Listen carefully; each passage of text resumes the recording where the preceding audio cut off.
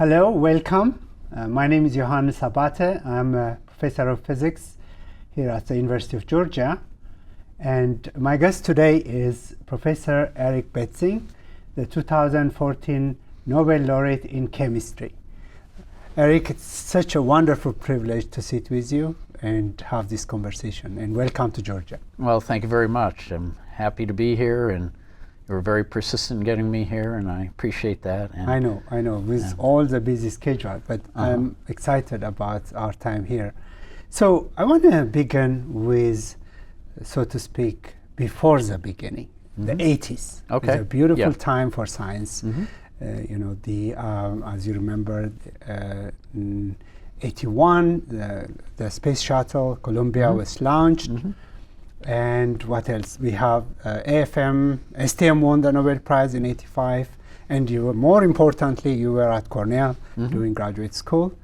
Now, with all this kind of time, take us back there. Okay. And how did, at some point you must have thought about either I want to look at a cell, or I want to break the diffraction limit. Which one was it? How did it get into this field? Well, I think I've always been a technologist of sorts. So my dad was an engineer, and I picked up a lot of that engineering blood. So although I'm trained as a physicist, when I went to grad school at Cornell, instead of going to physics, at that time there were very few applied physics departments in the country. They're all over now, but Cornell was one of the few, and so I decided I wanted to do applied and engineering physics, and so that was the right place for me. Okay, then how into super resolution or microscopy or near field? I had no preconceptions going there. The department's very small, but again, I've always been interested in doing something transformative. I grew up with Apollo. I grew up with Star Trek. I've always believed science and technology have been forces for good and for prosperity. So I wanted to make a contribution to that. And I felt more so I've always enjoyed physics. I've enjoyed the beauty of physics. I've been always amazed at what physics has taught us about the universe. But I wanted to do a more engineering bent. I see. And, at Cornell, I was just lucky because at that time, my two eventual advisors, one of them was an expert in electron microscopes, and he worked for a guy in Chicago who was the first to see single atoms with electron microscopes. And with that same technology, he was actually doing lithography like he used to make integrated circuits at a very small scale, and so he could make very tiny holes down way below the wavelength of light, few nanometers big. And then there was another professor in the department who worked with light in the sense that he was interested in studying different types of chemical compounds, and one uses a laser to look at the vibrational spectra of these compounds with something called Raman spectroscopy. And so he had lasers and light, and Mike, so that was Aaron Lewis, and Mike had ability to make small holes, and together they came up with this idea that if you drilled a small hole and covered the surrounding areas with opaque material like a metal, and shined light on one side, that the light that comes out the hole on the other side has to initially be confined to the hole. And then if you think of that as like a little flashlight, if you put it across a biological specimen, then if you scan that point by point, you would get a higher resolution image than the wavelength of light, which until then had been viewed as a fundamental limit to how small you could see. And that became what was known as near field microscopy. Exactly. So just here, considering that STM was already invented, AFM was there, wouldn't it have made sense to use aperture-less with that Yes. shining light Yeah. on the tip, as opposed to making a hole. Yeah. That would have seemed a natural extension. Yeah. How? Well, there are a couple reasons.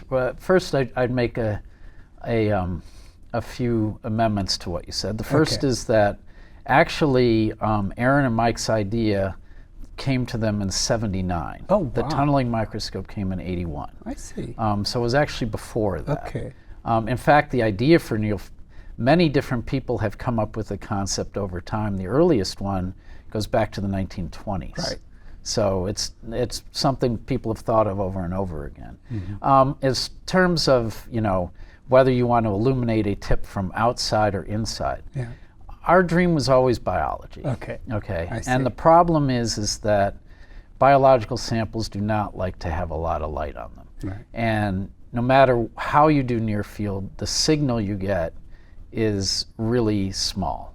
And so if it's bathed in a big background, then you're doing a lot of damage to a biological specimen when you're doing it. It's better that the signal come from just the signal and not a big background on top of it to reduce the amount of. So that was kind of the feeling at the time. Okay. Okay. So this is an important point. And it relates to the signal to noise, Yeah. which is a technical point, but, Right. that one gets in the measurement. Yeah. So there was a problem to solve. The Yes. biology was sort Yeah, of the, yeah. Biology was, to me and to Aaron, I think, the overarching application we'd like to go towards.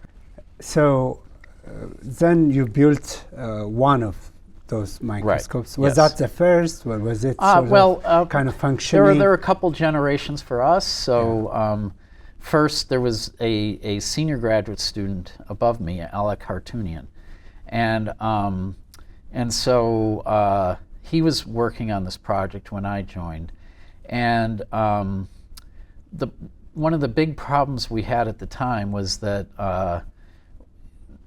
we wouldn't be able to get many of these flat samples with the small holes because they're really hard to make. Right. And they were really, really fragile. And you put it anywhere near a surface and you'd crash into it and then you're done. Then you wait months for another. And it just wasn't viable. But Alec had the foresight. There were other people in the building, in the basement of the building, doing something called patch clamping, which is where you take a hollow glass tube and you heat it up and pull it like taffy, and then it breaks with an end, and so it becomes tapered with a really tiny hole going all the way through it, through this glass pipette. And with that, what they were doing was they were putting that on cells and then recording the electrical signals that come through the ion channels with that. So that was the basis of a Nobel Prize in the 80s. And Alex said, well, instead of these incredibly difficult to make with an electron microscope patterns, we could just pull these pipettes down to a small hole, coat the outside of the pipette with metal, and make a tip that way. So that was the way we did it at Cornell. And then he came up with, just as a demonstration, the ability to scan in one dimension over a pattern and get some hints of resolution by an edge. It wasn't really resolving, but seeing an edge and getting something sharper than before, and that was enough for a thesis, and Alec was on his way, and then it was up to me to make it into a real microscope. And so I did that and built a second generation instrument that used things like scanning tunneling microscopy or atomic force microscopy to maintain the height of the tip over the surface, because if you go even a little bit away from the sample, the light out of the hole spreads too broadly, so you have to maintain it close. So I had a feedback mechanism to do that. I had the near field probes, and because this is all done on a nanometer scale, it all has to be A, stable, and B, isolated from any acoustic or mechanical vibrations. So it was on this monstrous optical table, and with these acoustic curtains around it, and then this metal can that it was in, and all of this stuff. I over-engineered it by probably an order of magnitude, but we didn't know at the time. And in the end, it worked well enough to get us 2D images on test patterns of like Cornell INSOM or things like that we would write that were a bit better than the diffraction limit. It wasn't great, but for the time, it was state of the art. Yeah. Wonderful. So, can you tell us a little bit about the building, a new instrument or a challenging instrument for the students listening? How was that experience? I mean, was it's painful, but later on, was it? Yeah, no, it was wonderful because it taught me how to be an experimentalist. I mean, all my, I went to Caltech as an undergrad, and as much as I appreciated that education, it leaned very heavily to theory, even though I did some summer work in labs. The nice thing about doing the near field project was it was fairly orthogonal to anything that either Aaron or Mike knew. Therefore, it was helpful to have advisors who knew just as little as I did. And therefore, I could teach myself, I learned how to do, circuit design. I learned how to do programming. I programmed an assembler, my IBM PC, because nothing else would be fast enough to control it. I learned about, learned how to do better mechanical design, machined all the parts myself, so I became very adept. You can't be a good mechanical engineer if you haven't done machining yourself, to know about materials, speeds and feeds, stuff like that. I learned so much building that microscope because I was left alone to figure it out for myself. It was great. So then off to Bell Labs. Yes. Can you tell us, I'm always fascinated by Bell. I think everyone is, especially Bell Labs of those times. Yeah. How was it stepping into a Bell Lab? Is it true that they say, here is huge space and whatever money you want? And not exactly. Okay. So it's a weird way I got there, right? Because in the basement of my building, Cornell at that time was perhaps the world leader in low temperature physics, which was an area of interest to Bell Labs. And in fact, a couple guys got the Nobel shortly after for that at Cornell.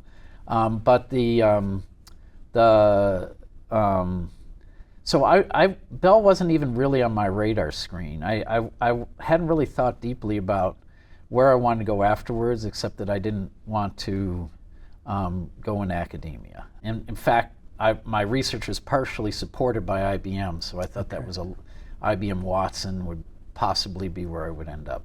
But Bell had this unique system that worked really well, is that what they would do is they would ask the people who were at Bell to once a year go to the places they came from and recruit. And so a couple guys would come once a year. They would start, the way they would recruit is they would go from lab to, they wouldn't have people come to them, they'd go from lab to lab and ask to see what the students are doing and talk to the students. And so it was like a farm system. They would know years in advance who the rising stars are and who they'd want to get. I was not on that list, but they had an open door at the end of their thing, and I came in and I had this big book of all this stuff about the microscope I did and the images, and it was enough to get me an interview. And so the way the interview process worked at Bell then is well, two things. First, you give a talk, and it introduced me to the Bell culture, and I loved it, and I miss it so much, which is I was asked to prepare a 40-minute talk, okay? That talk took 2 hours to present, and it took 2 hours to present because I was interrupted 50 times, okay? Like a thesis. Well, I guess, but it's the way every scientific talk should be. It really should be a dialogue, okay, of people asking, wait a minute, what about this? What about that? It was wonderful. I mean, today most people, would be, scared. Passive kind. Well, the audience is totally passive, but even the person giving the talk would know what to do with that type of aggression. But it is not a emotional, personal aggression. It's we care and we want to understand, okay? It's a compliment to have that many questions because it means they care, okay? And so that was a eye-opening thing, and I loved it. This was exactly the type of environment that I didn't even know existed that I wanted. The other thing that they ask is the last question is, what would you do if we gave you an empty room, okay, and money? They don't give you unlimited money, not even close, and the room isn't even that big, okay, but they give you an empty room. And I said, well, this is what I want to do as the next stage. I really believe in this. I think I can do live imaging with it. That's where I want to go. This is how I would do it. And even though there weren't, many headcount available, but one of the guys who listened to the talk was the head of the semiconductor physics research department. Now, I didn't know one end of a semiconductor from another, but he thought, and it turned out he was right, that this technology would actually be of use in understanding semiconductor materials better. And so even though my goal was biology, he was willing to hire me. And in fact, he won the Nobel then in '98 for fractional quantum Hall effect. So he was the best boss I ever had, Horst Stormer. Just greatest guy in the world. Super enthusiastic, super brilliant. So, now the extension of what you did, the aperture-less, became aperture. Well, mine was aperture, but then using optical fibers instead of pulled pipettes was one of the advances that I did. Okay. So, and that delivered the light much more efficiently to that aperture. Right. And but aperture-less, continued to develop, I guess, after, Yeah, now it was on its own separate track elsewhere, but not with me. That's right. Again, my goal was live imaging, right? Yeah. And so, I wanted to keep my photons confined. Okay. Yeah. So, just want to ask you, because that's a research field. Yes. I mean, for like you mentioned, for materials characterization, this aperture-less SNOM has been, growing. There's a big community now. Have you been following the field? Not at all. Okay. When I left near field, I left near field. Yeah. Okay. So just related to Bell Labs, what is Bell Lab like now? Well, there's nothing left. In fact, so when is there any other, that looks anything like Bell? Yeah. Janelia started that way. So eventually I ended up in a new biological research institution called Janelia Research Campus, which was meant to replicate the environment of Bell. And for the first half dozen years, I would say it succeeded, but eventually it became increasingly academic in its tenor. And so I don't think it's as vibrant a place as it once was. But there's nothing really like Bell today, and honestly, I don't think you could really recapitulate anything today that's exactly like Bell was. I think people's attitudes are different from what they were in that era. I see. Yeah. Okay, so just moving on, then you left Bell Lab, and went into unemployment. Yeah. I mean, you think the bottom, you hit bottom at that point? Or I would say it was the first bottom. I see. It wasn't as deep as the second bottom, which we'll get to later. But yeah, I mean, it was depressing at first. But I kind of knew that, I wasn't at Bell to be at Bell, I was at Bell to make something of near field. And when I realized what its limitations were for my goals for live imaging, and that these limitations weren't engineering limitations, but laws of physics limitations, I'm not going to beat the laws of physics. And so it was time to leave. It was depressing, but I always knew I could work for my father instead, and that was ultimately what I chose to do after recovering from the intensity of the time at Bell. So do you think it's always hard to know but if you haven't left, do you think trajectory would be completely different, right? Yeah, of course. Do you think it would? Yeah. There's many people at Bell who, also shift fields multiple times, but it was it was funny because, I left Bell in '94. By 2000, during the dot-com boom, when I left Bell, it had just changed over to being part of AT&T. After the breakup, it became something called Lucent Technologies, which became one of the high flyers during the dot-com craze. And there was a greater emphasis on going towards practical applications instead of fundamental science. I don't have any problem with that. In fact, Bell's best years in the 50s were often involved in dealing with practical problems. But a lot of these practical problems from the outside weren't intelligently chosen by management. In fact, Bell suffered from extremely bad management from the mid-90s on, and the foundational base of the money for it had dried up with the breakup of the monopoly for the system. And so they were trying to survive through stuff, and they were able to survive in part because of this big run-up in the 90s with the dot-com thing.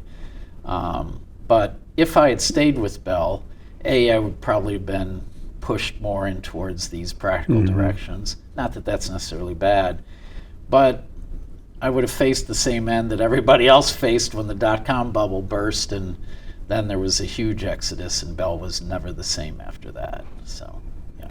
I talked to another old friend of mine from Bell a number of years ago, and I said, I was one of the first rats to leave the sinking ship. And he said, you were the first rat to leave the sinking ship. So that was the right decision. Yeah.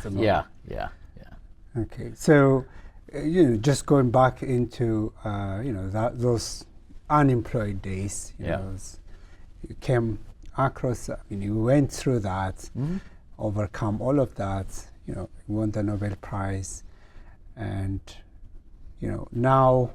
What is, you asked the question in one of your talks, it was a kind of, bottom for you. Yes. And what do you think of those years now? I mean, of the unemployment years? Yeah. Or all of that kind of blurs in time, right? You kind of remember the parts that were good more than the parts that were painful. I have a great ability to forget things that I find emotionally painful because I don't dwell on them, and so they're not reinforced in the synapses. It's just the uncertainty. Again, the first time wasn't so bad because I knew I could work for my dad, but yeah, it was hard. It was compensated by spending time with my daughter and stuff, and it's not the end of the world. I mean, people have blinders on in terms of what they can do with their lives and their careers. There's a whole universe of possibilities at all time where you can contribute, you can make a living. It's, to have a PhD in physics and experience at Bell Labs, it's not like I felt like I was ever going to starve eventually, right? It's more a question of, am I going to be able to do whatever kind of crazy dreams I have? Well, most people have to compromise on their dreams in time, right? I mean, that's part of growing up. So maybe that was my time to grow up, and maybe I just got lucky that I didn't have to grow up in the end. But yeah. Okay, so you shared the Nobel Prize with Stefan W and William Moerner for the development of super resolved fluorescence microscopy. Now this, or PALM, how did the original idea came about?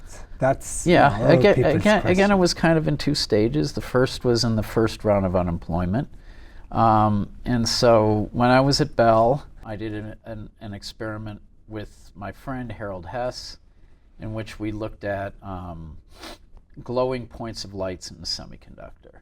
And although we couldn't study these glowing points individually, because they were too close together to see in even the near field microscope, we could study them individually if we tuned in on just the wavelength of at the color at each. They were all different colors, so if we just focused on one color, we could look at them individually.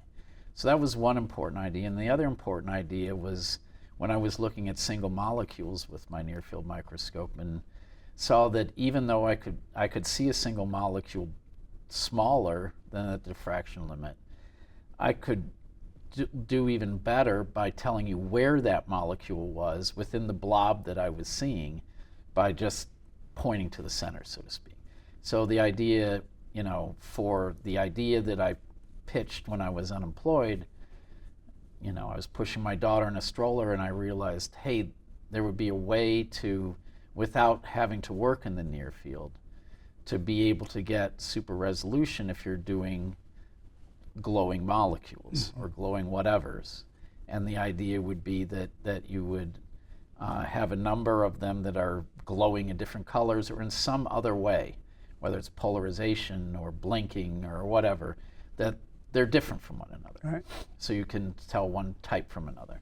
And then once you know that, you can focus on one based on that one parameter that makes them all different, and then find the center of where that is glowing, and then you know the position of that molecule, and then do that for all the other molecules. Do that. And so I published that idea while I was unemployed, and I was excited about that idea for a while, but the only way I knew how to do that at the density of molecules that exist in a biological sample, which is really high, is by going back to Bell Labs and working with Harold and doing this near absolute zero and looking at different spectral signatures. And that wasn't live imaging being near absolute zero, and it's going to be a hero experiment, and it wasn't clear.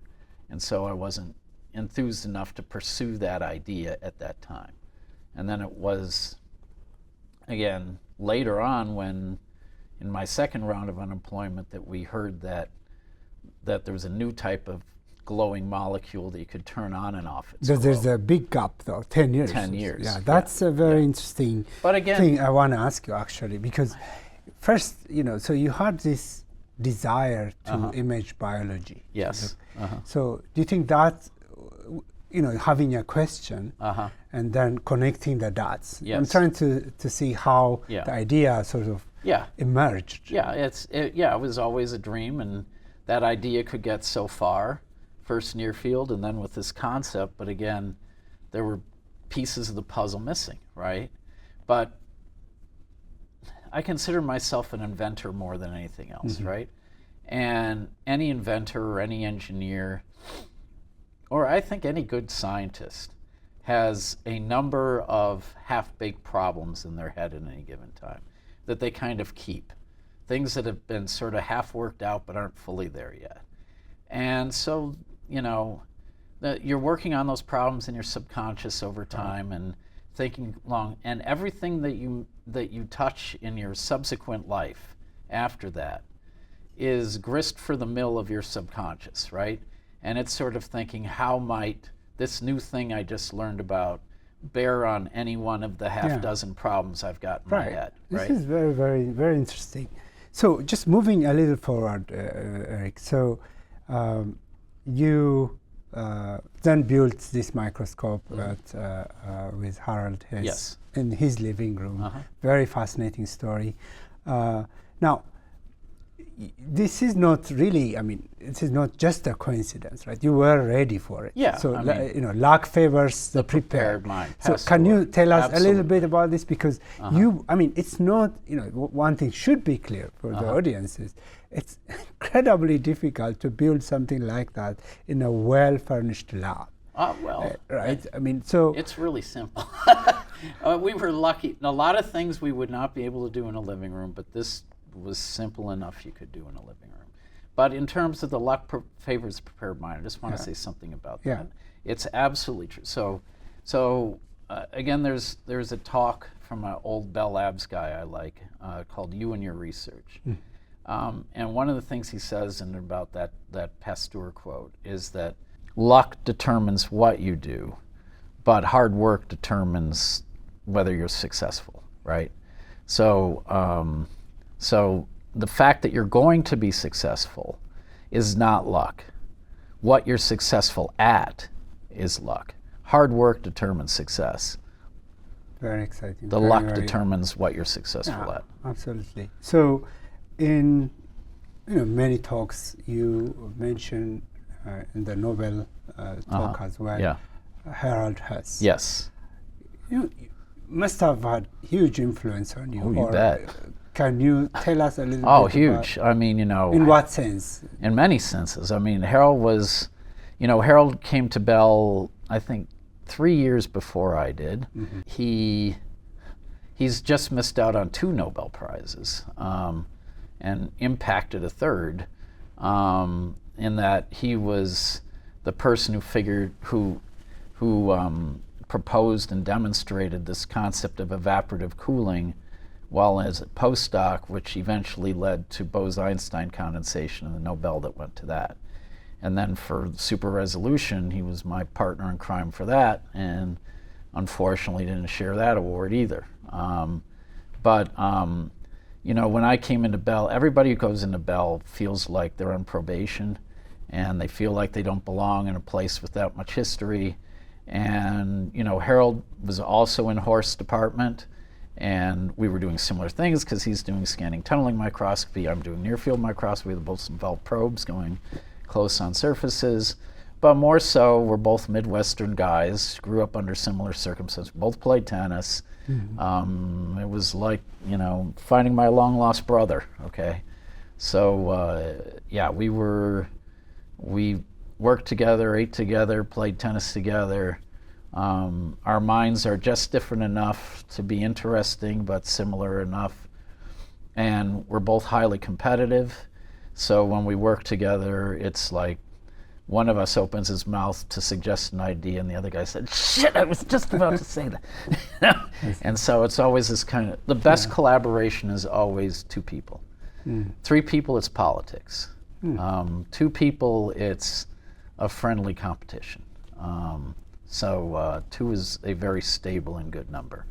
I've tried to follow that with all my research since that. I've considered every project I've done has been a collaboration between me and a postdoc, okay?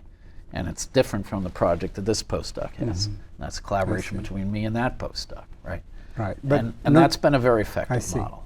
But not necessarily just have, you know, one collaborator, multiple, but for each project, just one. Right, exactly, exactly. Okay. And the you know, goals and incentives are different for each project. Right. Yeah. Yeah. I see. So you then went ahead, joined Janelia Lab, right. Which is a number of steps in between. Yes. But and you talk about, you know, just mentioned the work culture. Yes. You know, or, you know, being effective or efficient. Yes. And hard work. Yes. Can you say a little bit about, you know, what that mean to succeed in that, in those terms? Yeah, I mean, I don't see the trouble. Anything you're going to do that's creative and outside the norm of people's experience, and that's presumably what a lot of scientists are attempting to do. It's what a lot of artists attempt to do. Creativity is about expanding the human experience and working outside it. And so creativity involves a lot of subconscious thought about combinatorial ways of putting different things together. Everything we do is based on our experience, right? I mean, that's all we have as to work with. But how we put the different pieces of our experience together to move the ball forward down the field, that's the same in different disciplines, but there's so many possibilities of combinatorics. You filter as many of them as you can in your mind, but a fair number of them have to be trial and error. That time that you're thinking, that's hard work. The time that you're doing the trial and error, that's hard work. But there's a hell of a lot of possibilities. I mean, you know, it goes as the factorial, right? So if I have 5 different things, it's 5 factorial, which is 120. If I go 10 factorial, it's what, 31 million or something, right? So it requires, the only way to get through that is by hard work to filter them out one by one. And I wish there were a quicker way, but I think this is as immutable law of nature as E equals MC squared, as far as I'm concerned. And so, yeah, I think a lot of the success of this country was by generations and generations of people who believed in the power of hard work. I feel like we've lost that to a degree in the last generation or two. Excellent. So, times are now different from when you started microscopy, particularly in the field of AI, and these large language models. Right. And how do you think this will transform microscopy? On both? Well, I don't know if it will, but I do know that we need an answer to the fact that, I've still been focused on this goal of trying to understand biology, and the tools I built first for near field, although it didn't contribute that, Palm and subsequent tools were all with the goal in mind of being able to understand living systems. And in the last, I'd say, half a dozen years, I felt we've really succeeded. I felt like we have tools that can really reveal a lot of the fundamental principles by which life works that have been hidden to us without having these imaging tools. The complexity of those systems is such that while we can collect the data, we can't really make intuitive meaning out of that data. And while conventional computation has been valuable to be able to understand some of that data, it's really not the right framework to get a real in-depth understanding of everything that's happening inside of living systems, because they're three-dimensional, they're dynamic, they have 10,000 different proteins operating simultaneously, different things, and every cell is different. And so standard computational tools are not what is called scalable, meaning that they cannot, there's no pathway of people and computers and resources to get it so that they can interpret these findings, which are basically in 5 dimensions. But AI has the potential, based on what's happened thus far, with the ability to first with language models and then subsequently with vision models, to be able to both understand what's inside of an image, be able to identify what's inside of an image, and to also modify images thereafter. Those techniques are largely 2-dimensional so far. Our data is 5-dimensional. So the fifth is energy, is that? No, fifth is, different components, wavelength, color, or whatever, right? Okay. So not as many pixels in that dimension, but it's still important. Okay. And the others are X, Y, Z, right, and time. Yeah. And so, conventional computational techniques have reached a dead end to be scalable, but the AI models, with what's happened recently with transformer-type architectures for AI, suggests a path forward for being able to do something more scalable for our data based on what they've done. Suggests is the key word here. I see. So there's still a lot to work to do. Yeah, it's not clear whether it's a problem which is solvable within the next 10 years or not. And part of my research now is to, as I usually do when I hit a brick wall, is to start talking with people and see if there's a way that we can find our way around the brick wall. Excellent. So that's from the data analysis point of view. Yeah. What about from the hardware? Do you imagine in your lifetime hiring a robot to do the experiments? A robot postdoc, as opposed to... that's I think it's doable now if you want to do, right? I mean, people automate a lot about, I have a startup which is trying to understand the interactions between single molecules and living cells. And that entire pipeline, which is for drug discovery. It's totally roboticized, right? So it's 20 microscopes around and a big robot with a big arm that goes and takes these 384 well plates of cells and puts them into one thing and then into the next and the next, and the microscope is completely automated and scans the single molecules in all of these cells.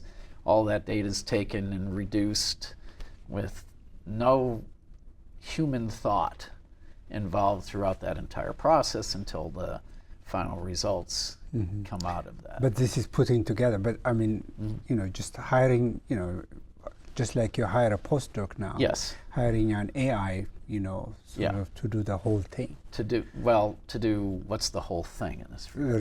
The experiments, Well, I mean, the back design with of the experiments is probably beyond an AI today, right? You can't design the experiment on an AI. You could have an AI, scan the cells for you and do all that. That's basically what is happening in that startup. But but being able to actually,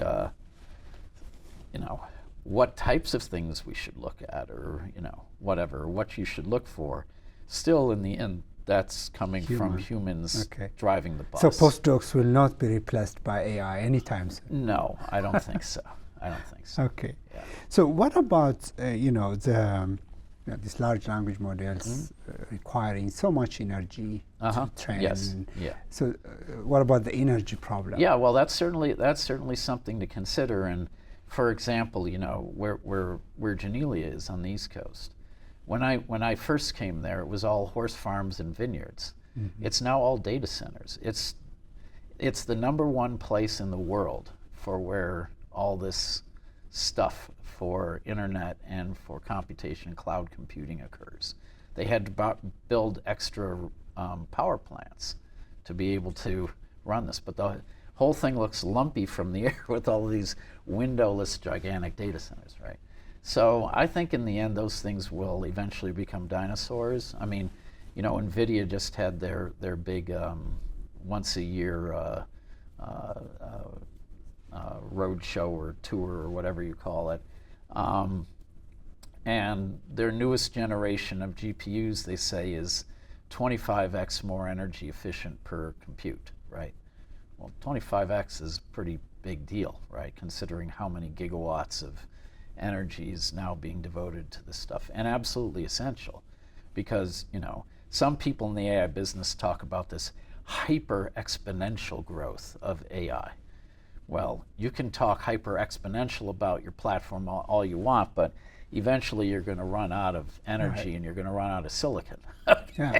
So what is the solution? Well, certainly what NVIDIA just announced is another step forward. Is there will be solutions, but there will be limits, just like Moore's law finally hit a limit, right? Eventually you do hit. I see. Even if you change the way you compute, like for example the brain. Yeah, right, exactly. With different architectures, in the same way that GPU is a step forward over CPUs, right? It's just again a case of parallelization, right?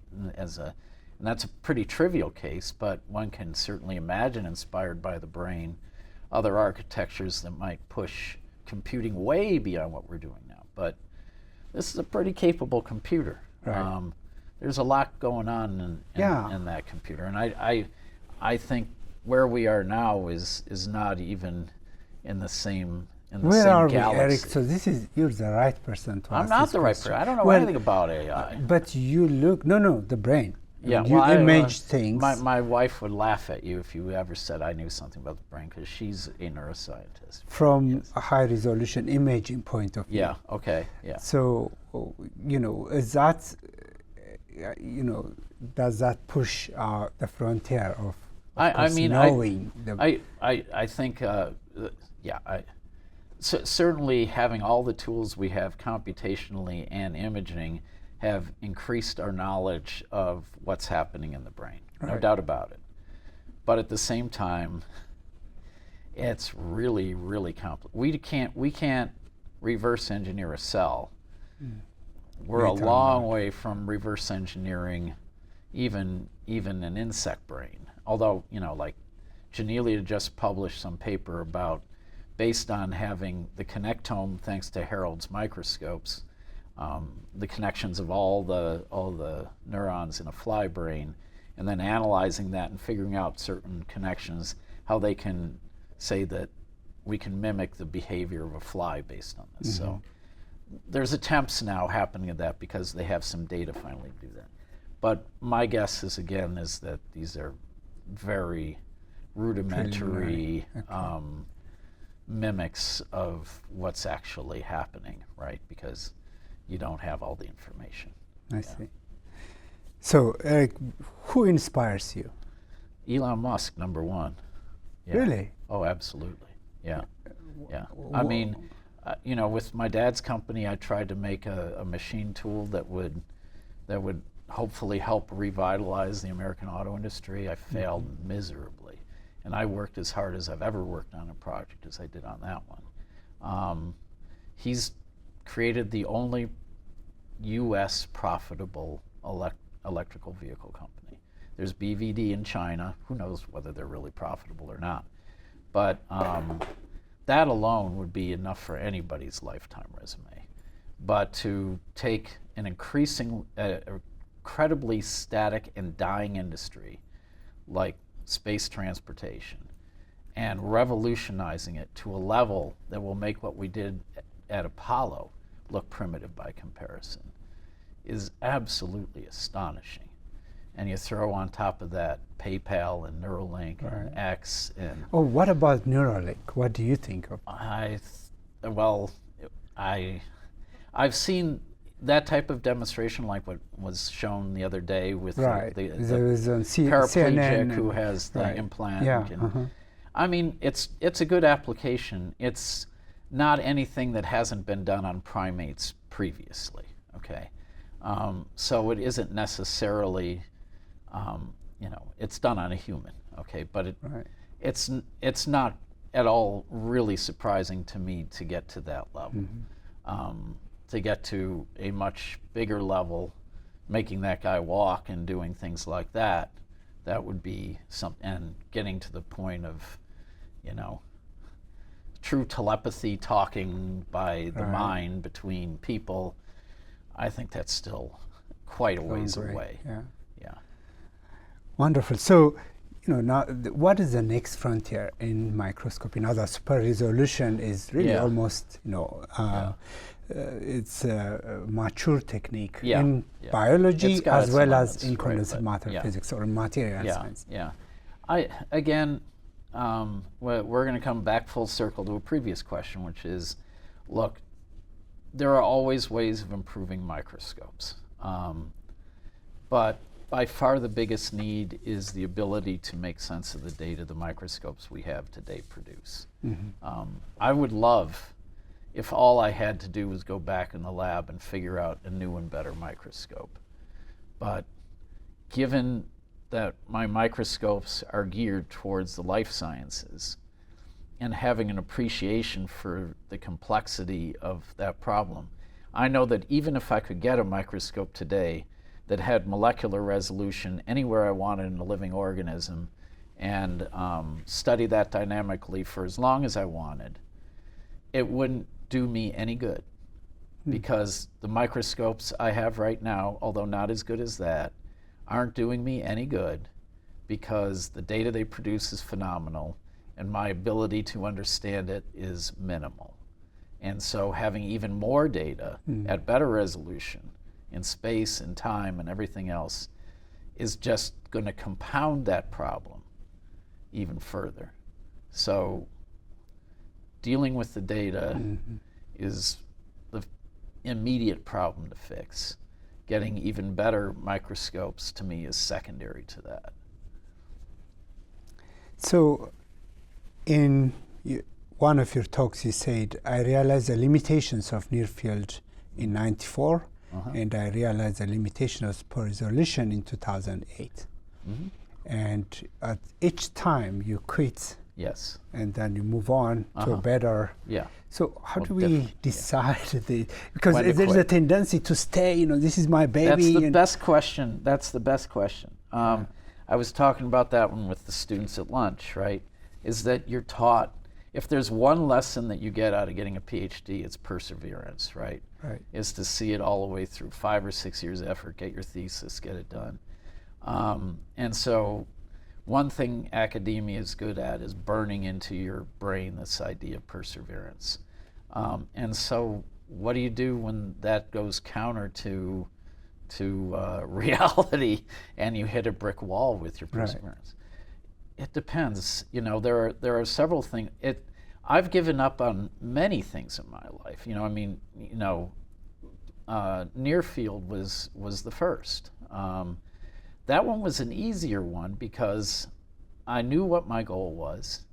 I knew that the thing that was stopping me was a law of physics, how short the near field is. Okay, I wasn't going to be able to defeat the laws of physics. I was willing to wave the white flag in that case. Okay, I mean, I could have pivoted and tried to do other things like we discussed earlier, but that wasn't my dream was not going to work there. So that was an easier one. Probably the hardest one was when I worked for my dad, because I poured my heart and soul into this machine tool architecture that I developed. And I tried like hell to sell it, and it just wasn't working. And there wasn't a hard and fast, obvious reason that it couldn't work. What could I have done? Could I have done something to make it better? Could I have learned to be a better salesman? Is there some other? I never could really know that I've exhausted all the possibilities, right? And so it just came to a point where I just had to make a judgment call, right? Mm-hmm. But that was the hardest one. I mean, because I'm letting my dad down too, right? And I'm also throwing away the last real safe option I had for what I would do next. There was no safety net anymore after that, right?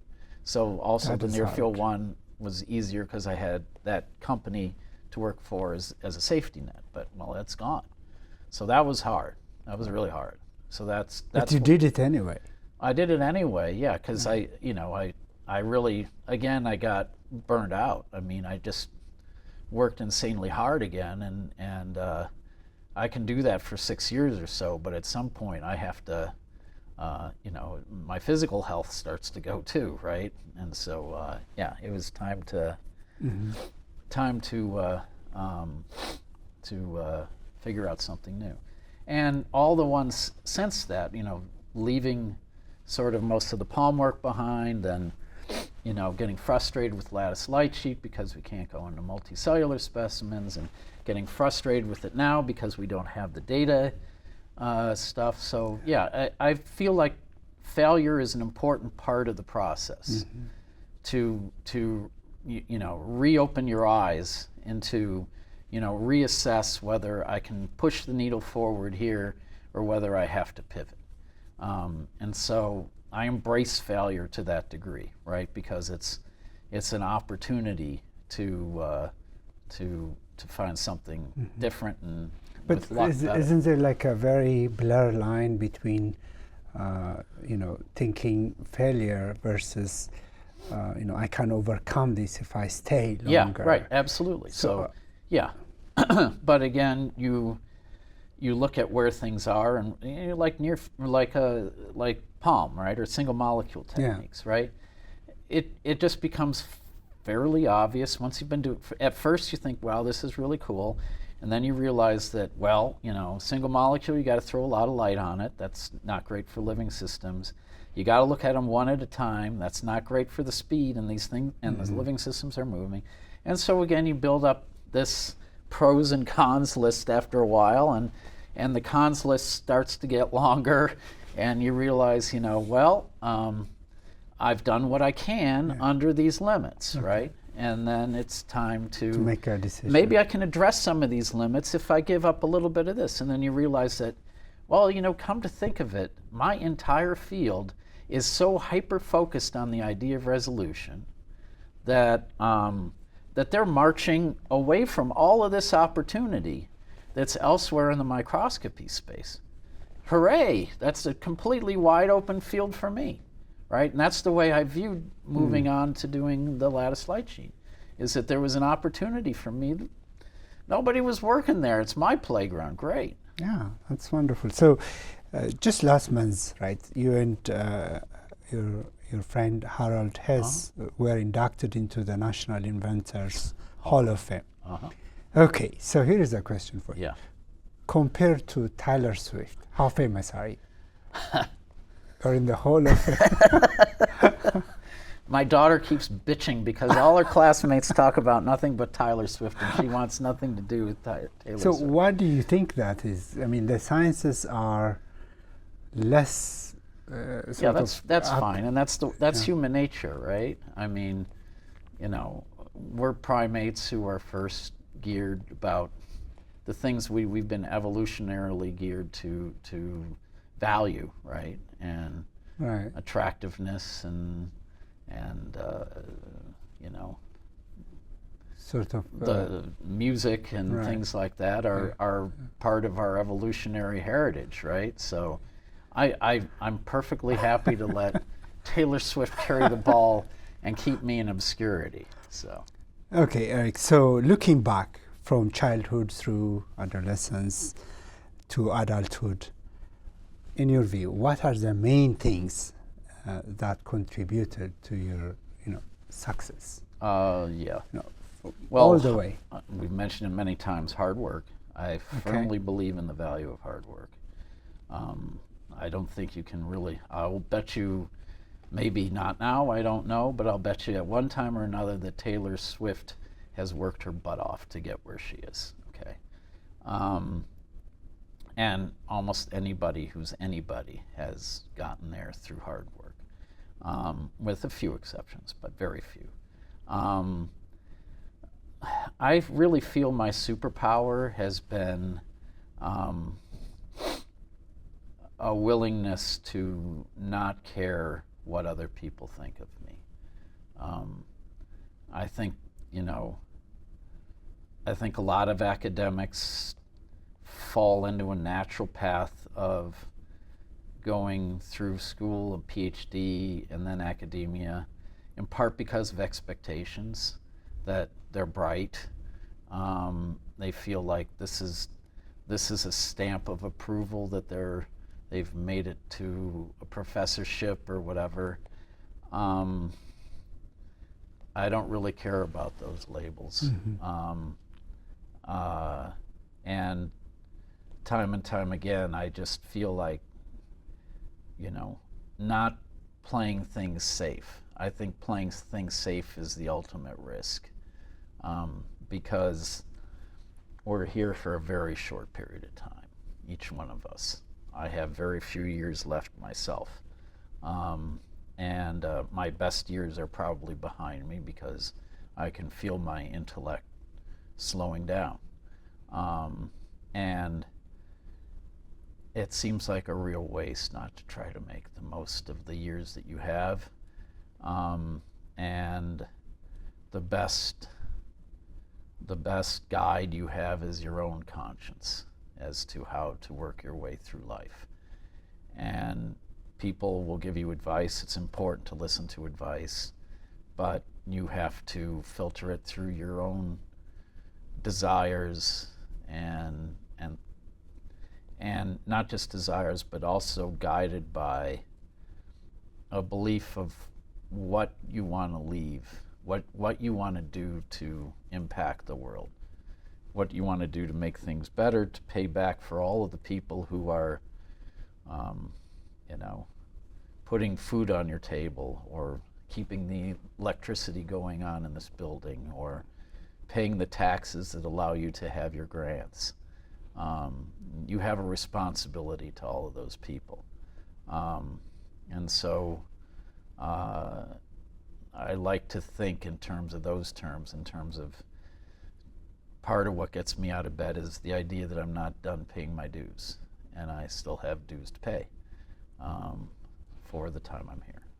Wonderful. So, Eric, your journey in science, in life, is very unorthodox, and kind of talked about briefly earlier on this. But has anyone approached you? I mean, you kind of mentioned to me, but for the audience, making a movie or a nice book, I would hate it. That would be inspiring. And I'm not. There's a lot of stories, but Yeah, there are a lot of stories that have already.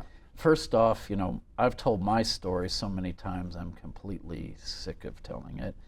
Second off, I don't think it really moves the needle much in terms of people get a sort of this rah, rah, rah thing, you know, what is it, Chariots of Fire kind of music playing and this inspirational thing, and it all decays very quickly after the movie's over, right? But there were stories that inspired you, weren't there? No,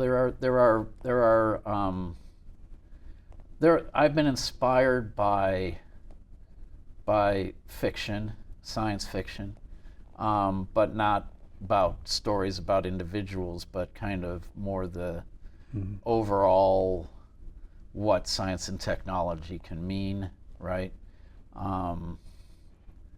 Yeah, but it can be inspiring. But again, I'm not the only person there's people who've got far more inspirational and risk-taking stories than I have. A lot of them have been told, a lot of them have not been told.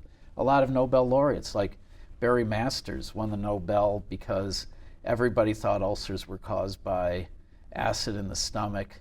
Nobody believed him that it was a bacterium, and the way he proved it was he downed a flask of the bacteria and developed his own ulcer, right?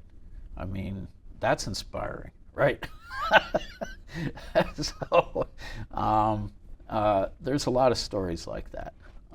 But building a microscope in a conventional way, I get it. I get it. And the other thing is, like I said in my talk, right? Okay, you can be inspired by this, right? Yeah. You can also, my story could have ended up very different at any different stage of that. Country produce. I say that there's a alternative universe not far from here, in which I'm an unemployed mechanical engineer living in Michigan. Okay, and I believe that. It's luck did play a big role, right? So inspiration is fine, but so in my Nobel talk, my final words were that I dedicated the talk to all the unknown people who took a risk and failed. Yeah, I very much like that. Okay, because for every one of me, there's dozens of them. Okay, and they should not be forgotten for having taken the risk. Okay, because it's just statistics again. There's got to be losers for every winner, and I value the losers. I thank the losers for the attempt to make the world a better place. Eric, it's been such a wonderful privilege to talk to you. Good talking to you, Yohannes. Yeah. Thank you. Good.